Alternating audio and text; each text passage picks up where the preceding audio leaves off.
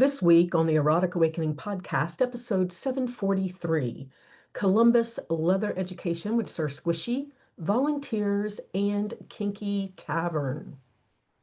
Welcome to Erotic Awakening, an exploration of all things erotic. If you are offended by adult topics or prohibited by law, it's recommended you stop listening right now. First, a heartfelt thank you to the amazing patrons of Erotic Awakening, each and every one of you. You are the reason this show still exists after all these years, and your support keeps the conversation flowing, the education happening, and the community connected. I am deeply grateful to all of you, and a special welcome to our newest supporter, Grace. I'm so glad you're here. If Erotic Awakening has supported you, inspired you, or helped you feel seen, I invite you to join in supporting this work so it can continue. Just visit patreon.com/eroticawakening. Every contribution matters. Hi, everyone. I'm Dawn, and I'm here this week to continue the conversations on power exchange, polyamory, sacred sexuality, and everything in between. So first off, leather education. I have a conversation with Sir Squishy out of Columbus, Ohio. I sat with him and we had a little chit chat over leather education and how important it is. There's a lot of people out there wanting education on leather, and it can be hard to find. So he has put something together, and let's hear what he has to say. I am sitting here in Columbus with Sir Squishy, and we are going to talk about a project of his that I find fascinating. I'm going to kind of turn it to you because you started this project 2 years ago? A little over a year ago. A little over a year, okay. So it's called the LeatherLife Educational Series, and it's a quarterly series of classes that are all focused on leather culture. Nice. So it's not focused on play, it's not focused on kink, but specifically leather culture. It was the kind of thing where I was sitting here in the community for a long time being like, oh, I wish we had this. Why isn't anyone doing this? And I got really tired of listening to myself complain about not seeing what I wanted. It was time to either shit or get off the pot. That's what happens, right? Someone's got to lead, someone's got to put it together. So you decided to do that. Yeah, I took inspiration from the Indiana Leather Club. They have a very similar type program for their new members in their year pledging the Indiana Leather Club. They have a series of classes that you have to go through to learn about leather culture and things like that. So I took the inspiration from what they were doing and built a framework that I thought would be helpful here. Because as time has gone on, especially through the AIDS crisis, we've lost a lot of history. We've lost a lot of our culture through deaths and so forth. And as leather has evolved over the years, we've lost a lot of leather spaces, we've used a lot of leather clubs. So there's just not the type of mentoring and immersion that we once had. Right. So I felt like we needed to have some avenue to inject that back in for folks who are in the community who want to grow, but for also folks who are interested in learning about and becoming part of the leather community. They have to learn it somewhere. Right. They have to learn it somewhere. And honestly, a lot of people come to me, right, asking about leather. And I'm like, sometimes it depends on the region. I can tell you some history and I can tell you a little bit of this, and you can buy a book. But I had someone come to me and go, I bought the book. And I'm like, I hate to burst your bubble, but it's not the book that's going to help you everywhere. You're still going to have to ask questions. Yeah. And what I love about the leather theme is the word I'm going to use, is that I know in town, at least there used to be beginner classes for kinksters, but that's different than leather. Exactly. I mean, kink has a history, kind of, sort of, because it's a thing. It's adjacent. Yeah, but leather is different. And so there's different things to learn. So Exactly. What things do you cover? So the way I've structured it, each session usually has about 3 classes and it's focused on different things. So the first session is going to be kind of like leather life basics. So we do just kind of an intro leather life 101 panel discussion. And then we had a class on general etiquette and protocol. And then also taught a class on how to build your leather network. So it was a class I taught on how to find people. Sometimes that includes finding folks online, what to look for in an online profile, what things should you be leery of, things like that. So that session is just an intro to, okay, here's where we're going. And then in session 2, we focused on relationships, leather relationships and dynamics. So we had classes on covers and collars. We talked about relationships in general, things like that. Then session 3, we focused on leather contests. So Nice. we did an overview class about the leather contest systems, because there are many. There are many. Then I had a class on traditional leather gear and fit. Okay. Because oftentimes, for folks who know, you're going to be judged on what you wear on stage. Right. And a lot of people, there's not any education that I've seen presented of, hey, this is how this should fit for you, because you want to present yourself well. You want to wear what you like and what feels comfortable and what feels sexy to you. But at the same time, if you're doing it for the purpose of being judged, you want to make sure that you're making the best presentation. Right. And that's what I tell people. I don't like to judge people in general, but as a judge of a leather contest, I want to pick the people that represent me. So especially if it's a master slave contest or something. So I am going to be judging you. Yeah. And I can remember someone that we were judging, and it was a master, and he had a flogger on each hip.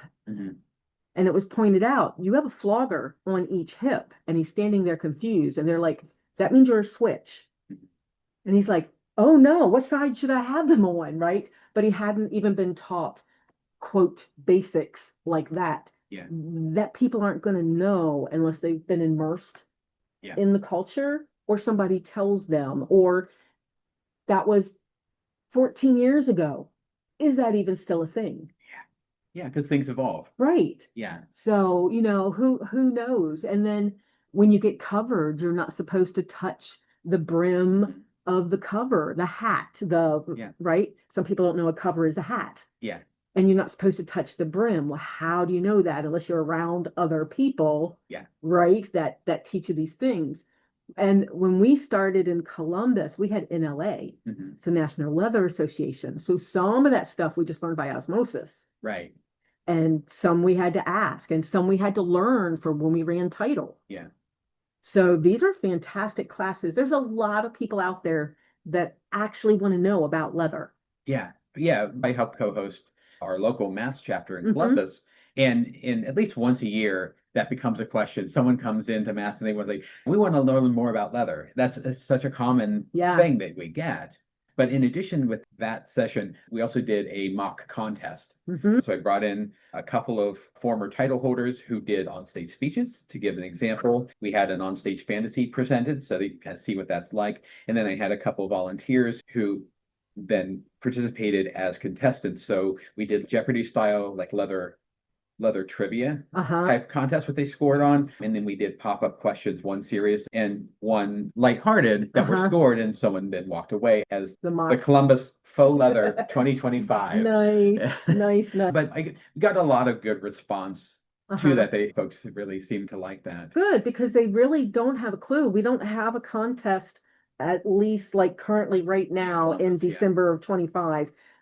Does Claw have a contest? Because Claw's coming to town. No, Claw is educational only. So that, it does not have a contest related to it. And we used to have a local contest, OLA, I think it was. Yeah, there used to be a few. So when Exile Bar was open, you had the Mr. Exile title. Right. Then OLA had their regional because I've judged titles for them. Yeah, and that's a whole panel of contests. And then of course the Midwest Olympus used to host here as well. Yeah, I used to vend for them. So we don't have any of those things here in Columbus anymore. And as you mentioned, NLA, we used to have Trident, NLA, and OLA. We just don't have any active leather clubs any longer. So again, it speaks to the absence of the culture in a way that folks can learn it.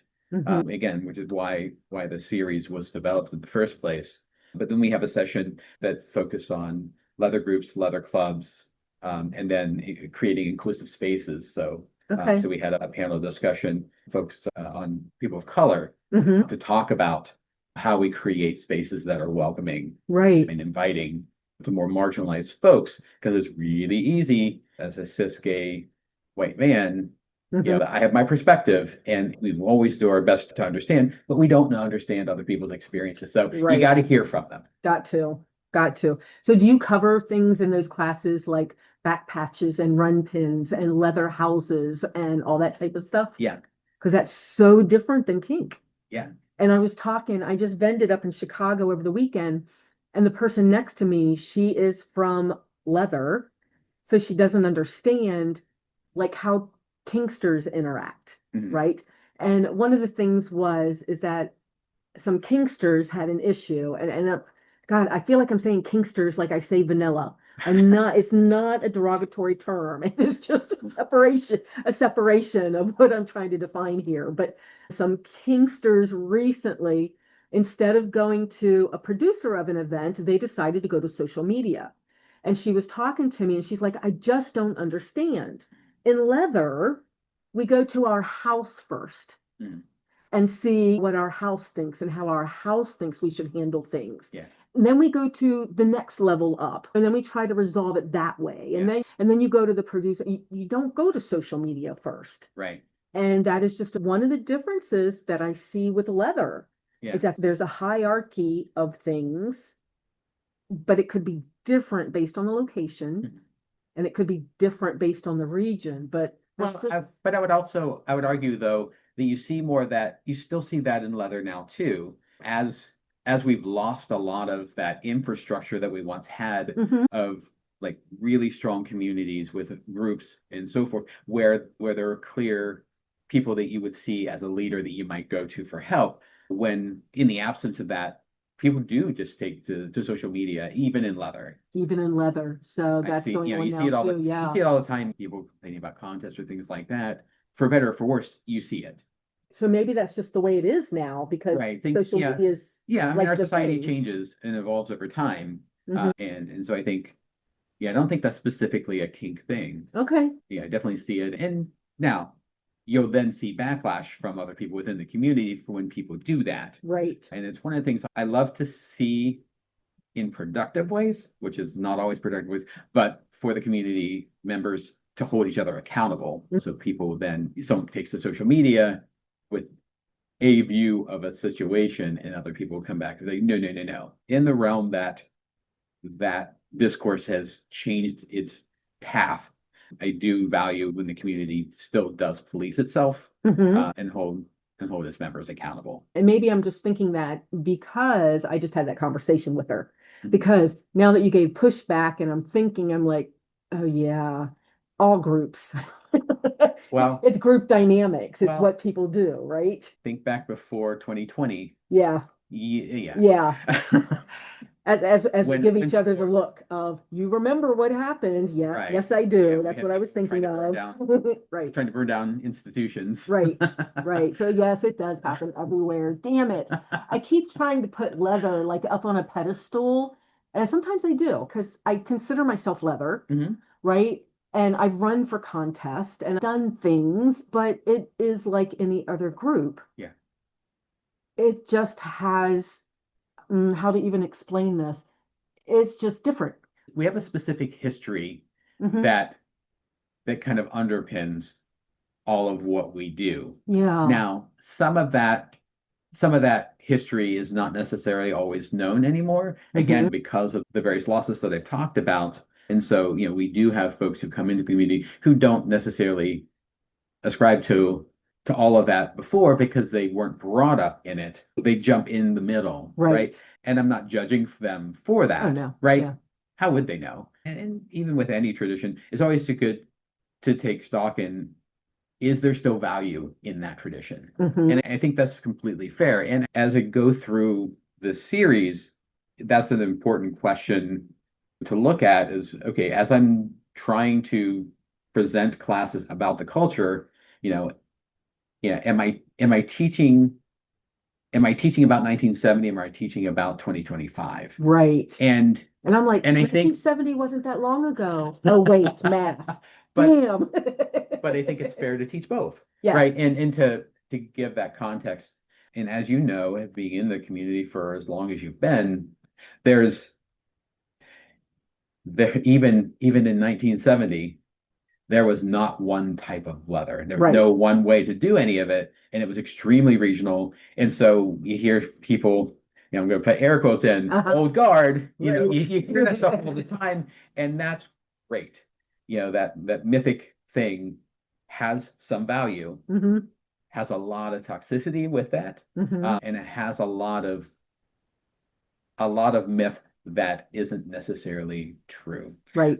And when people get held to a standard that really wasn't true, that's a problem. I love that we still have a couple of elders out there, is how I'm going to describe them, because some of them say there was never an old guard, and other ones will still say there was never old guard, but use old guard in their class titles to draw people in. Yeah. So that they can say, you know what, you guys are talking old guard, new guard. Old guard wasn't a thing, but they are elders, and it was different back then. I guess the way I look at it is old guard wasn't a way to do things. It was a collection of traditions. So again, there were common traits among that, but it doesn't mean that what happened in Columbus, Ohio was what was happening in Chicago or in LA or in San Francisco. It was all very different, but there are common traits in that we all kind of ascribe to what that means. But specific traditions vary. And I think where that conversation tends to become problematic, is because people think you say old guard, it means that you do this one thing this way and everyone did it that way. And that just wasn't true. But I think it's better to think of old guard in terms of guiding principles, not in specific actions. I like the way you think about those things. Do you, I was going to ask, do you share about the Leather Archives and Museum? Because I was just up in Chicago, where it is. I just taught in Milwaukee and Madison and Minneapolis, and I would talk about the podcast. And I would say, and episodes 1 through 732 are now at the Leather Archives. And I would get a little clap from like 1 or 2 people. And I'm like, do you guys not know about the Leather Archives? And it's a lot of new people. Yeah. They have no clue. So I would get tingly because I'm like, let me tell you about this thing, right? We have history. We have leather. We have a whole room of nothing but leather vest and jackets. Now, it's because they were donated, because we had so many people pass. Yeah. Right? But there's history there. You can go there and check things out. And it revolves. Like, it's not a one time and you've done it all kind of space. I think people sometimes have that myth too. It's like, oh, I've already done the Leather Archive, so I'm good. Yeah, no, they rotate. Exactly. Rotate exhibits, just like a museum does. Yeah. Well, I am looking forward to your upcoming classes in 2026. So the first one is February 1st? Yep, February 1st from 1 to 3. We're doing gay leather history. Nice. Sir Topher from Tampa is coming up for that. We're doing a class on leather pup culture.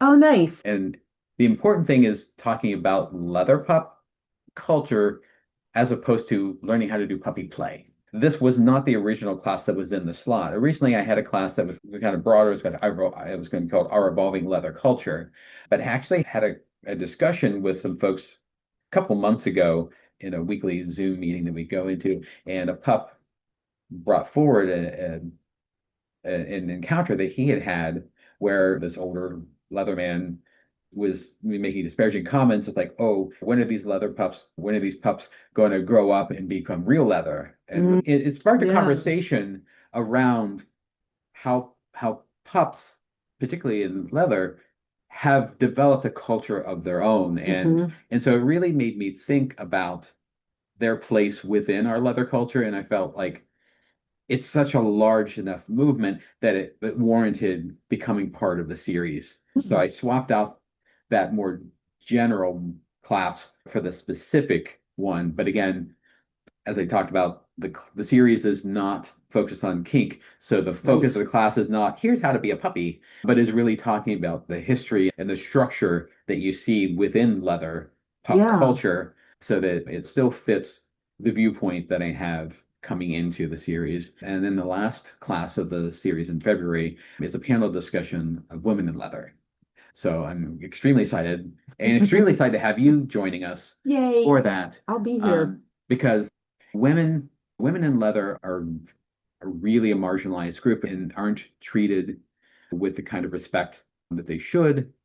So there are a couple of things I think are really important when it comes to women in leather. And it really sparked in my head a couple of years ago. I was at South Plains Leather Fest, and there was a panel discussion of female dominance of color. And they talked about their experience. And so I'm hearing stories about how they were in the community doing what they're doing for so many more years before someone covered them, as opposed to their male peers. Right. And even after that, they walk into a space and they're not afforded the same kind of respect for that cover, for their place in the community as their male counterparts. That was a really great panel discussion. So it sparked me thinking about women's place in leather and how we make sure that they are not neglected or diminished, but also then about creating space for people of color. Right, right. So got a lot of bang for my buck on that class. But there are only a few groups around the country that I'm aware of, clubs, for example, that are specifically for women in leather. The one most notable is the Onyx Pearls. Yeah. And then also down in South Florida, you've got the Women of Leather Florida. Okay. Wolf. And for a short time, we did have a Central Ohio Women's Leather Club.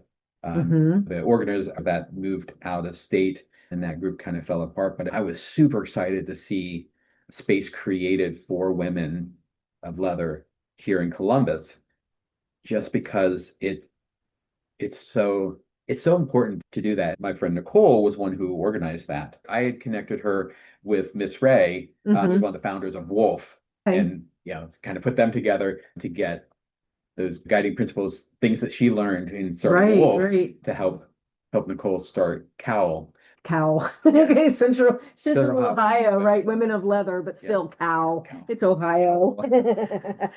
There's a difference between cow and cowl. Yes, there is, but it still matters. Yes, still feels like right. But it was great. But unfortunately, speaking for her, some things she shared, she'd post her events, the get-togethers, and things like that, and she'd have men trying to jump in, and she'd have to kind of gatekeep that out. I was like, no, this is not a space for you. I still have to do that with my older women's group. I've been doing for 8 years. I still have to uninvite men trying to get in, right? Yeah, it's another example of how much women struggle to have their space in leather. And that's why you have femdom events as well. So they want it to be femdom so that they have their own space, which is great. But the fact that Women of Leather doesn't exist here in Columbus anymore, I'm kind of like, oh, that's a reason to move back. I know. I had you in mind. I was thinking that exactly. I was hoping you would land in Columbus again, because I'm like, that's something I would love Dawn to do. That would be interesting. So, because I've been driving around today, because I lived here for 26 years, right? And co-ran the dungeon and did the things and ran the room and stuff like that. And I'm like, man, does this feel like home anymore though? I don't know. I have a lot of friends here. And then you throw something like this at me and I'm like, oh, I could do that. That would be nice. Well, and to be honest, even if you don't land in Columbus, you should start it wherever you land. Wherever I land, because there just needs to be more of that. Yeah. So I'm super excited, and I've got several members of the Onyx Pearls, the Great Lakes, who will be coming down for that panel. You'll be part of that. Yeah. My leather sister, Master Lisa from South Florida, is coming up. Okay. Mr. Simone from Chicago is coming in. I love Mr. Simone. She's been on the podcast a couple of times. Yeah, I've heard. Yeah. So I'm really excited about I have to be here. Yeah.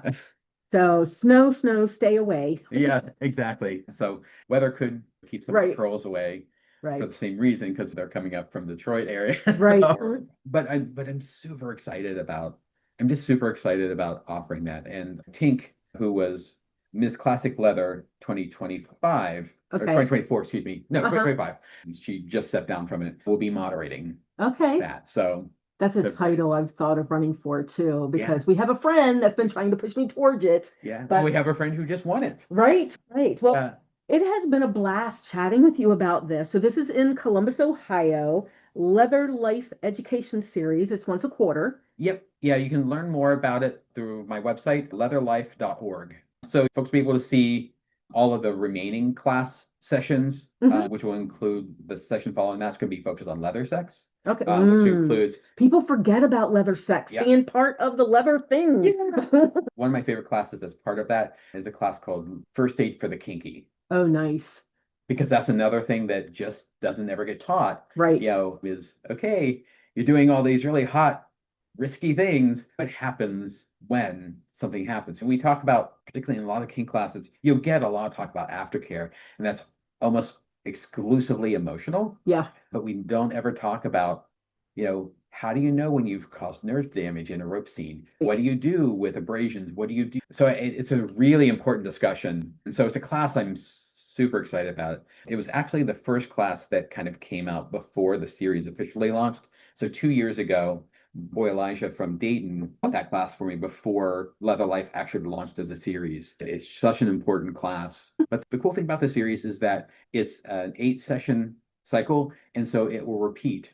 So next October, we'll start back at LeatherLife 101. And the concept always is every time a class is presented, I'm going to have somebody different teach it. There's a general curriculum that I've built around that. So for example, First Aid for the Kinky is going to have these topics in Right. there. No, regardless of who teaches it, they can add whatever else they want, and they can kind of present it in whatever way they want. What I am developing with the series is a broader curriculum, and it's a framework that I want to use. And once I've kind of gotten through the first pass and kind of refined that, I want to make that available for other communities to pick up, so they don't have to start nice. from Right. from nothing. Right. Don't have to reinvent the wheel. Exactly. Because I think there's great value in offering this. And I was developing this for 2 years before I actually started the series. I was ruminating on it for a really long time, kind of cooking in my brain. So I put a lot of thought into it, and a lot of classes came in, a lot of classes came. Right. I think there's a great value in there. And then Right. the last class session that I haven't talked about yet is it's going to be also cigar play. Cigar play. So many yeah, people are into cigar play. but cigars being such a big part of leather culture, I felt like it Cigars, boots, chocolate, the ash service, Yeah. And then the session we haven't talked about that just happened in October on bootlegging. So that included a 101 hands-on workshop. Right. Then we had a 201 class to talk about some more advanced things like mole removal, things like that. And then Red Warrior came down from Wisconsin and taught her erotic bootblacking class, which was amazingly nice. Nice. Yeah. So people come to me all the time. It's like, oh, have you, why don't you add this? I'm like, it doesn't fit in. Like, I specifically had someone say, well, what about age play? Like that's a kink. Right. There's a lot of places you can go to get kink and fetish education. I've really worked hard to keep the focus of this series very controlled, because I don't want it to get diluted from its original purpose of teaching leather culture. Right. Fantastic.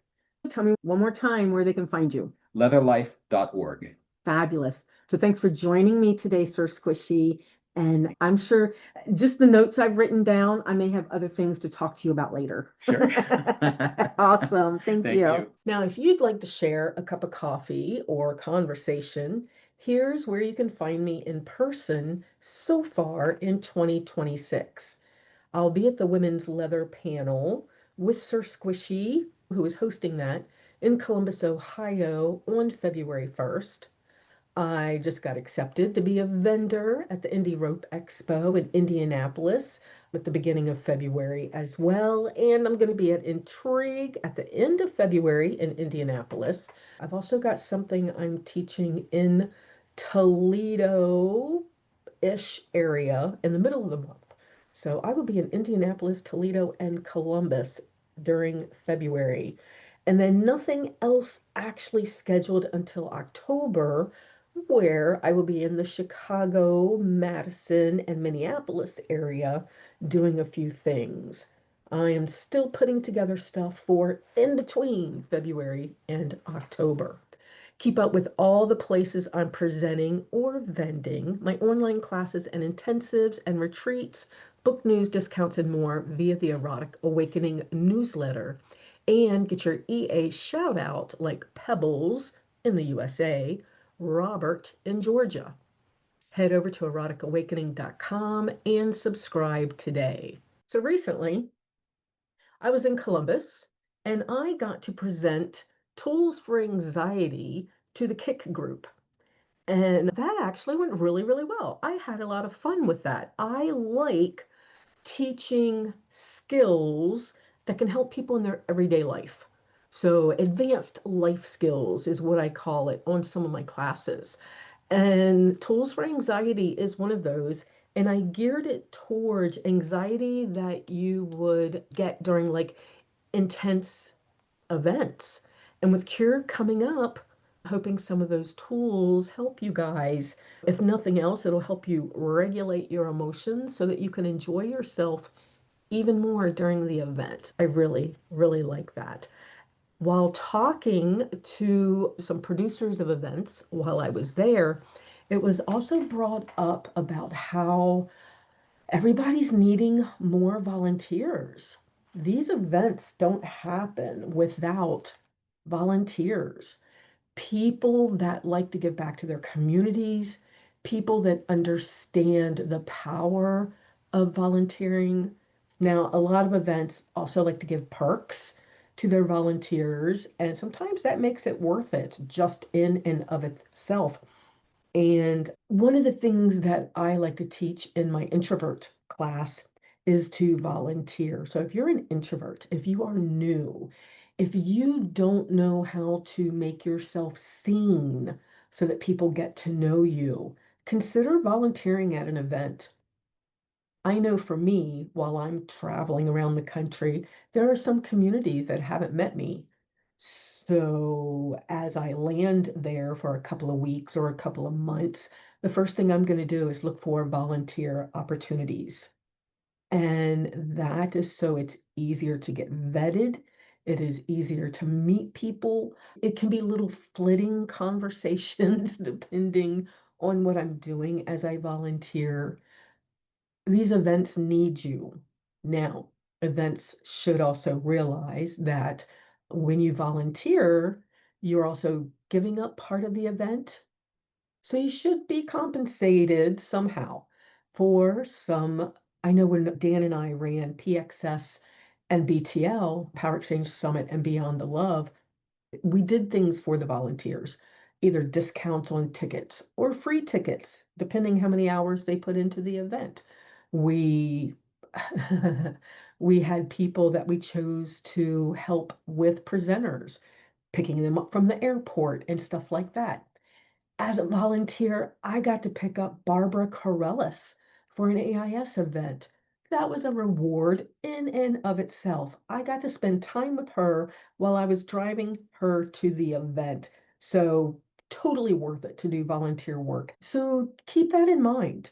If you don't know how to meet people, if you are shy or introverted or whatever, volunteering is the way to go. And if we can get enough of us to volunteer, then these events are going to run so much smoother.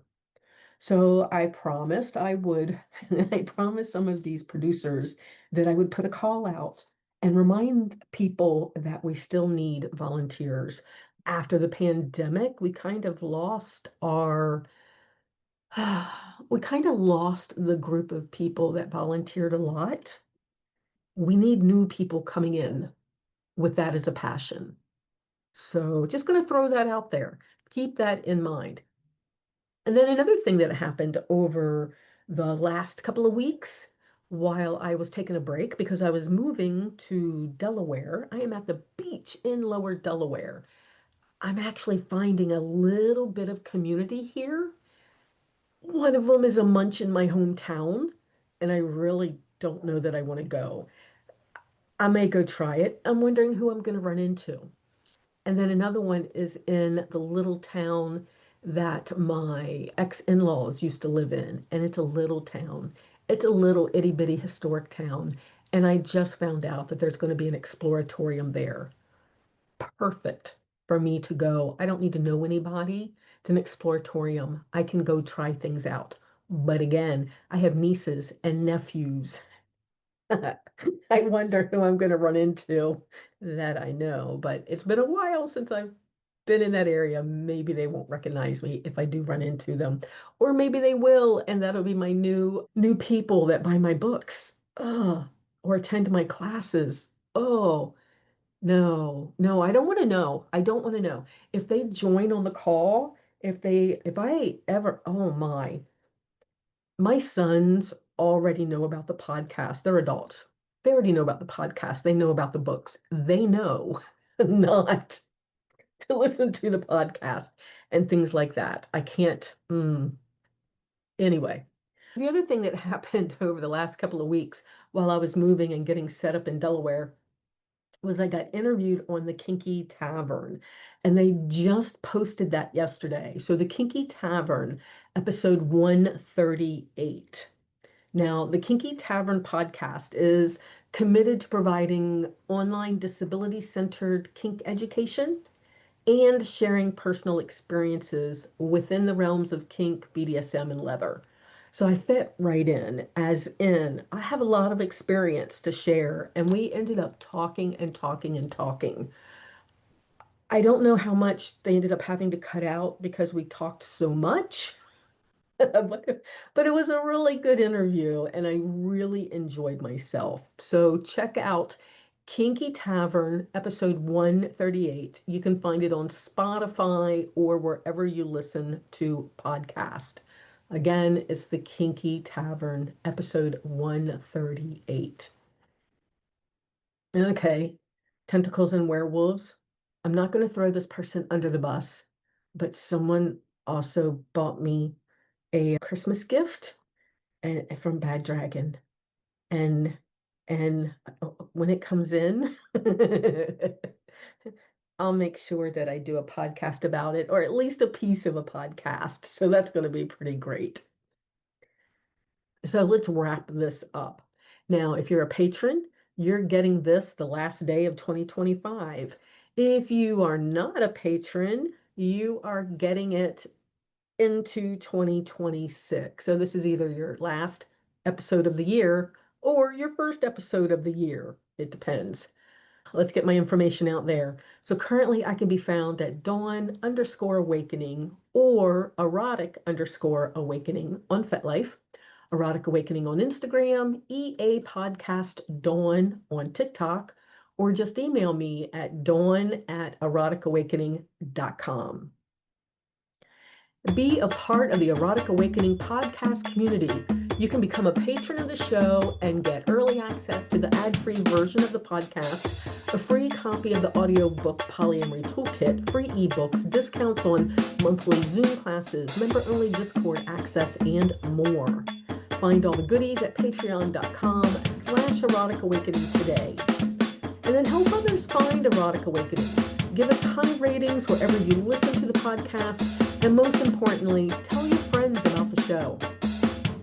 Join the conversation with other listeners. Use the links from the Erotic Awakening website for our interactive Discord channel. Until next time, may your journey be filled with passion, joy, and a bit of naughtiness. Bye, everyone.